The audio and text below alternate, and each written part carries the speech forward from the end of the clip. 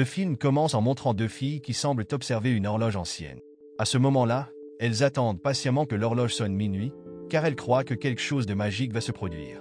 La scène revient ensuite à un moment plus tôt, où l'on découvre la vie quotidienne de deux filles, Shenoz, une balance de 20 ans, et son ami d'enfance Doudou, un verso. Apparemment, elles vivent ensemble dans une pension, où Doudou n'a que deux objectifs dans la vie. Devenir une célèbre influenceuse sur Instagram et trouver un partenaire pour Shenoz. Chaque jour, Doudou est vu en train de faire des directs sur TikTok, bien que personne ne la regarde.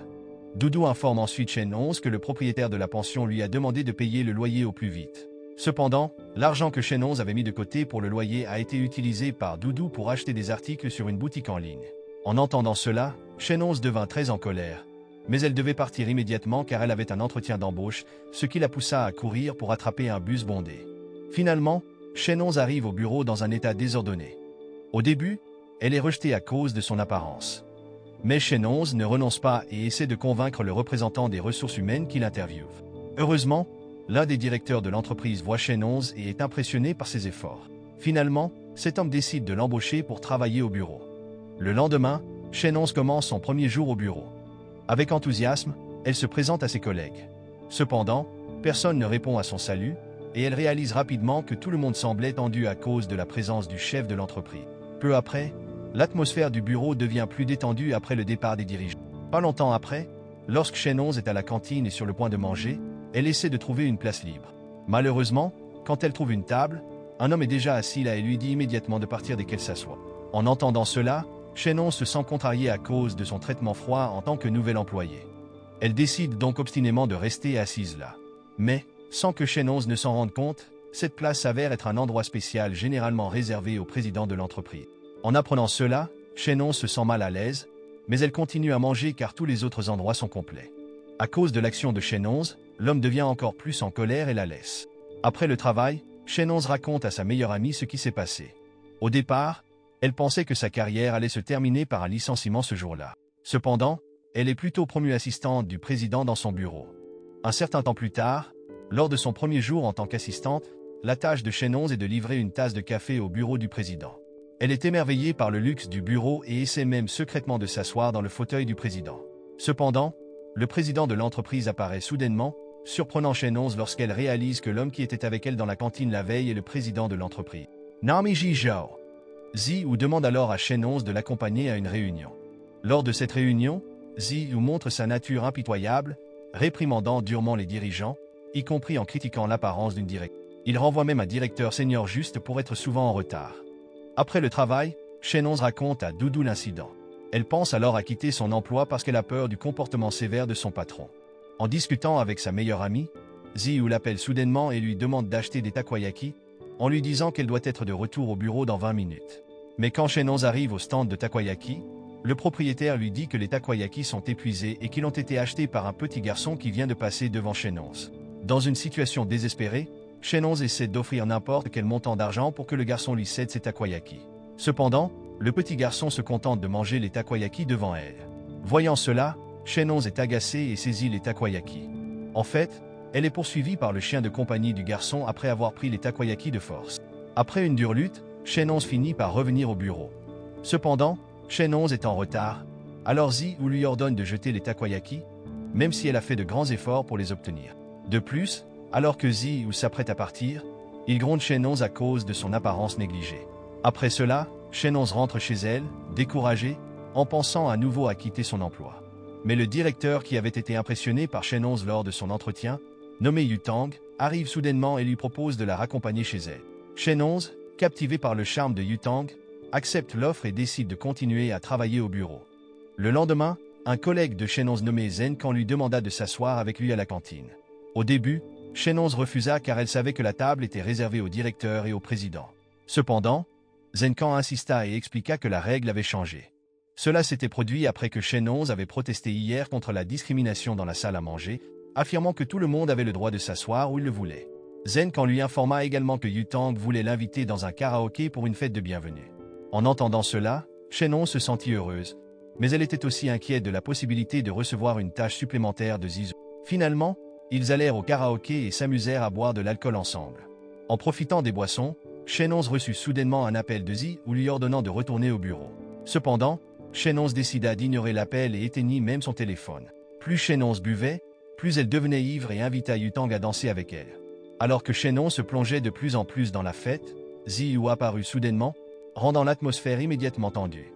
Sans dire un mot, il prit rapidement Shen 11 et l'emmena loin du karaoké.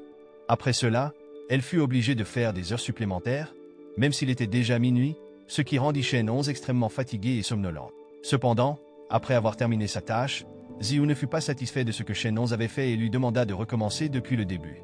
Frustré par l'exigence de Ziyu, Shen 11 le maudit, espérant qu'il ne pourrait pas uriner. Inattendu, cela se produisit vraiment. Inquiète parce que Ziyu ne sortait pas des toilettes, Shen 11 décida d'aller vérifier et trouva son patron inconscient. Shen 11 essaya d'aider Ziyu en lui faisant du bouche à bouche pour le réanimer. Mais un agent de sécurité qui vit l'incident comprit mal et accusa Shen 11 d'essayer de tuer Ziyu. Peu après, Shen 11 fut emmenée au poste de police pour être interrogée. Pendant qu'elle était au poste de police, quelque chose de bizarre se produisit. Le temps s'arrêta exactement à minuit, et soudain, Shen 11 fut ramenée quelques heures plus tôt, lorsqu'elle dansait avec Yutang. D'abord, cet événement a laissé Shen 11 confuse. Finalement, elle a compris qu'elle avait maintenant le pouvoir de remonter le temps, à condition qu'une personne la gronde. En rentrant chez elle, Shen 11 a raconté cet incident à Doudou. En l'entendant, Doudou a expliqué que ce pouvoir ne durerait que 18 jours, en raison des interactions du champ magnétique entre Mars et le Soleil. Elle a également conseillé à Shen 11 de bien utiliser ce pouvoir. Apparemment, elles ont prévu d'utiliser le pouvoir de Shen 11 sur leurs propriétaires pour vivre sans payer de loyer. Malheureusement, ce plan a échoué, et elles se sont fait gronder. Doudou en a conclu que le pouvoir de Shen 11 ne fonctionnait que sur Ziyu, et Shen 11 a décidé d'essayer à nouveau le lendemain. Mais quand Shen 11 s'est endormie, elle a fait un cauchemar dans lequel le propriétaire essayait de la tuer. En se réveillant, Shen 11 a réalisé qu'elle avait ses règles. Malgré la douleur, elle est allée au bureau, courbée et tenant son ventre. En arrivant, Shen 11 a rencontré Zenkan, qui l'a immédiatement félicité. Selon lui, Shen 11 était très courageuse de tenir tête à Ziyu. Peu de temps après, Ziyu est apparu de manière inattendue et a demandé à Zenkan de le suivre dans son bureau. Après avoir parlé à Ziyu, Zenkan est sorti de la pièce, visiblement contrarié, car il s'était fait gronder pour une raison triviale. Peu après, Yutang est arrivé avec une belle femme nommée Wei Yue, qui était directrice d'une autre entreprise. Yutang a ensuite dit à Shen 11 que Wei Yue voulait collaborer parce qu'elle admirait Ziyu depuis longtemps. Cependant, Zenkan, encore contrarié, a maudit Ziyu en souhaitant qu'il s'étouffe en buvant son café. Contre toute attente, Ziyu s'est étouffé et est mort sur le coup. Shen 11 a vite compris que son pouvoir ne fonctionnait que lorsque quelqu'un maudissait Ziyu, car à chaque fois qu'il mourait, Shen 11 était renvoyé quelques heures en arrière. En bref, lorsque l'horloge murale a sonné minuit, le pouvoir magique de Shen 11 s'est déclenché, et elle est retournée quelques heures en arrière. Après avoir réalisé ce qui s'était passé, Shen 11 a supplié Zenkan de ne pas maudire Ziyu. Mais au fil du temps, de plus en plus de gens maudissaient Ziyu à cause de son comportement très cruel. Shen 11 devait donc toujours le sauver de ses malédictions. En rentrant chez elle sous une forte pluie, Shen 11 a vu Doudou dehors avec leurs affaires. À sa grande surprise, elles avaient été expulsées par leur propriétaire, car elles n'avaient pas payé le loyer. Se sentant au plus bas, Doudou a souhaité vivre dans une villa ou une maison luxueuse. En entendant cela, Shen 11 a eu une idée folle. Le lendemain, Shen 11 et Doudou ont fait leurs valises et sont allés chez Ziyu. À leur arrivée, Ziyu est seulement sorti brièvement, sans dire un mot, avant de refermer la porte. Apparemment, Shen 11 avait l'idée d'utiliser une autre méthode, remonter le temps en maudissant Ziyu ou de mourir d'abord. Une fois que le temps s'est réinitialisé avec succès, Shen 11 a réussi à convaincre Ziyu de les laisser entrer, sous prétexte d'une affaire liée à l'entreprise. Finalement, elles ont été autorisées à entrer dans la maison luxueuse de Ziyu. Shen 11 lui a ensuite expliqué quelque chose de difficile à croire pour lui. Elle lui a raconté que 5 jours plus tôt, son ami Doudou avait acheté un instrument astronomique et observé un phénomène rare, le champ magnétique de Mars entrant en collision avec le Soleil. Ce phénomène durerait 21 jours, et pendant cette période, quiconque maudissait Ziyu verrait sa malédiction se réaliser. Shen 11 a aussi ajouté qu'à chaque fois que Ziyu mourait, le temps se rembobinait et une nouvelle tache de naissance apparaissait sur sa paume. Doudou a également précisé que bien que chaque fois que Ziyu mourait, Shen 11 pouvait remonter le temps, si cela arrivait après le 12e jour, le temps ne pourrait plus être réinitialisé. Et Ziyu mourrait pour de bon. À ce moment-là, Shen 11 et Doudou ont dit qu'elles étaient les seules à pouvoir le sauver et ont essayé de prouver le pouvoir de Shen 11 en prédisant le résultat d'un match de football à la télévision. Shen 11 a alors prédit que l'équipe chinoise marquerait un but et gagnerait contre la Corée du Sud avec une avance d'un seul but. Au début, Ziyu, qui ne les croyait pas, les a immédiatement mises à la porte. Mais la prédiction de Shen 11 sur le score final s'est révélée exacte, et elles ont finalement été autorisées à rester chez Ziyu et à profiter de tout le luxe de la maison. Le lendemain, elles se sont réveillées avec faim et ont demandé à Ziyu de la nourriture pour qu'elle puisse continuer à le protéger. Au début, Ziyu n'était pas trop inquiet pour sa sécurité, pensant que personne ne le maudirait. En entendant cela, Shenonz a immédiatement envoyé un message à ses collègues pour discuter de Ziyu. À sa grande surprise, tous ses collègues ont répondu avec des messages remplis d'insultes envers Ziyu. En réalisant qu'il était détesté par ses propres employés, Ziyu a commencé à essayer de changer son attitude. Il a commencé à s'entraîner à sourire, à être plus patient et à faire un effort pour complimenter le travail des autres, avec l'aide de Shenonz. Un jour, alors que le président n'était pas dans son bureau, Shenonz est entré et a trouvé des documents expliquant la raison du licenciement d'un directeur senior. Il s'est avéré que cet homme n'avait pas été renvoyé pour retard, mais pour avoir détourné des fonds de l'entreprise. Peu de temps après, Ziyu est arrivé et a expliqué qu'il n'avait pas poursuivi le directeur en justice parce qu'il voulait lui donner une chance de se racheter et de trouver un autre emploi. Cet acte de générosité de Ziyu a impressionné Shenonz. Pendant leur conversation, Shenonz a réussi à capter le premier vrai sourire de Ziyu. Au fil du temps, le changement d'attitude positive de Ziyu a été bien accueilli par ses employés. De plus, sa relation avec Shenonz s'est également rapprochée. Sachant que Shenonz était encore célibataire, Ziyu l'a ensuite invité à prendre un café au bord de la rivière. Ce soir-là, sous les lumières de la ville, Shenonz a demandé un compliment à Ziyu. Mais alors qu'il se penchait vers elle, Shenonz, embarrassée, est rapidement partie. À ce moment-là, elle a commencé à développer des sentiments pour Ziyu. Le lendemain, Doudou lui a annoncé que c'était le dernier jour du phénomène de collision du champ magnétique de Mars avec le Soleil. Et elles ont prévu de célébrer leur succès en protégeant Ziyu ou en mangeant ensemble au restaurant. Au même moment, Yutang a annoncé que Wei Yue, la directrice qui aimait Ziyu, l'avait invité à dîner pour fêter son anniversaire. Cependant, Ziyu a choisi de refuser l'invitation et a demandé à Yutang d'y aller à sa place. Bref, ils étaient déjà au restaurant, et Doudou a essayé d'aider Shenonz à se rapprocher de Ziyu.